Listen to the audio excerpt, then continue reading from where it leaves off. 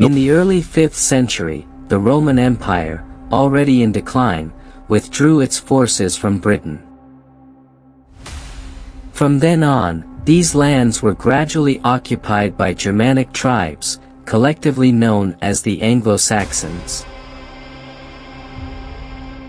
The Anglo-Saxon expansion into Britain intensified in the 6th century, targeting the remaining Brittonic and Romano-British kingdoms. By the late 7th century, 7 distinct kingdoms had formed in Britain: Wessex, Mercia, Northumbria, Sussex, Kent, Essex, and East Anglia. All originated from the colonization by the Angles, Saxons, and Jutes, who were initially pagans but progressively converted to Christianity. Across the North Sea, in the Scandinavian peninsula, another warrior culture was developing over the centuries, known as the Norse or Scandinavians. The Norse were pagans, believed in their own gods, and above all placed great importance on military power and maritime conquests. A combination of popular pressure and a revolution in shipbuilding techniques led the Scandinavians to start exploring new lands. In the last decade of the 8th century, their ships, the Drakars, first reached the shores of Britain. These Scandinavian invaders would eventually become popularly known as Vikings. The first Viking attacks focused on a series of Christian monasteries, which tended to yield the best rewards. Throughout the north of Britain and Ireland, vast riches were plundered and taken back to Scandinavia.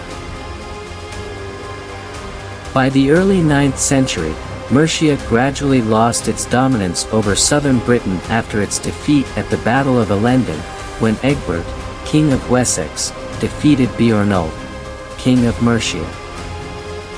Egbert was familiar with the Vikings and fought a series of battles against them during his reign. In 836, he was defeated at Carhampton. However, in 838, he won a battle at Hingston Down in Cornwall. He also conquered the smaller kingdoms of Essex, Sussex, and Kent.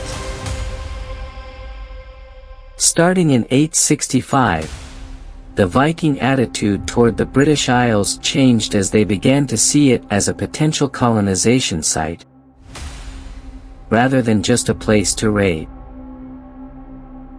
As a result, larger armies started arriving on the shores of Britain from Denmark, Sweden, and Norway, known by Christians as the Great Pagan Army, intent on conquering lands and establishing settlements.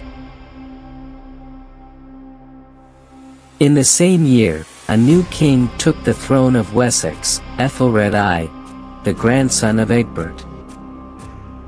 According to Norse sagas, this Viking invasion was organized by 3 of the 6 sons of the legendary Ragnar Lodbrok, Halfdan, Ivar, and Ubbi.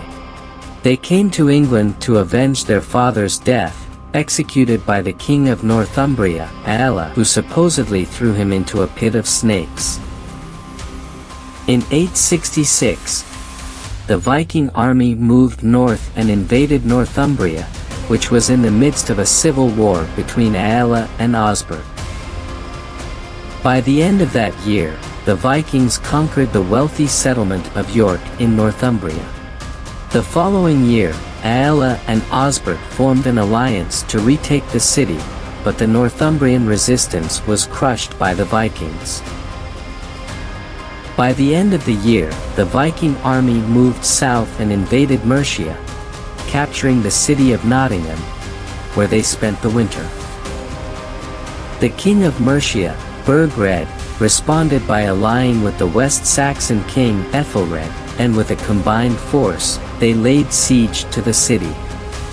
The Anglo-Saxons failed to recapture the city, but a truce was agreed upon, and the Danes withdrew to York, where they stayed for over a year gathering strength for new assaults.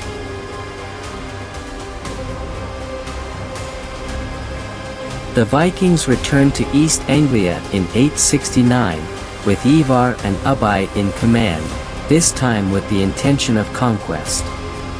They took Thetford and wiped out the East Anglian army. Medieval tradition identifies King Edmund as a martyr who refused the Vikings' demand to renounce Christ and was killed for his unwavering Christianity. After the conquest of East Anglia, Ivar apparently left the great pagan army and went to Ireland seeking new lands to conquer. With Ivar in Ireland, Halfdan became the main commander of the Viking army. By the end of 870, a large number of Viking warriors arrived from Scandinavia as part of the Great Summer Army, led by Bagsec, bolstering Halfdan's forces. King Ethelred and his brother Alfred gathered and set off for the town of Reading. Together they attacked the Vikings on January 4, 871, but suffered a small defeat. 4 days later, around January 8, the armies fought again at Ashdown. For the first time in years of war against the Vikings, the Saxons emerged victorious, inflicting heavy losses on Halfdan and Bagsec's army. Even with a significant loss of men after the defeat at Ashdown, Halfdan achieved 2 small victories in the battles of Basin and Maritime. Soon after Easter, which fell on April 15 of that year, Ethelred died and was succeeded by Alfred. Despite the 2 successive defeats, the West Saxons didn't back down, and Halfdan accepted a bribe from Alfred, the newly crowned King of Wessex. After the agreement with Alfred, the Vikings went to London and then returned to Northumbria. Alfred had saved his kingdom from the hands of the Vikings, but he knew that this truce wouldn't last long, and they would return soon. This Viking invasion was just the beginning of the significant changes that England would undergo in the coming years.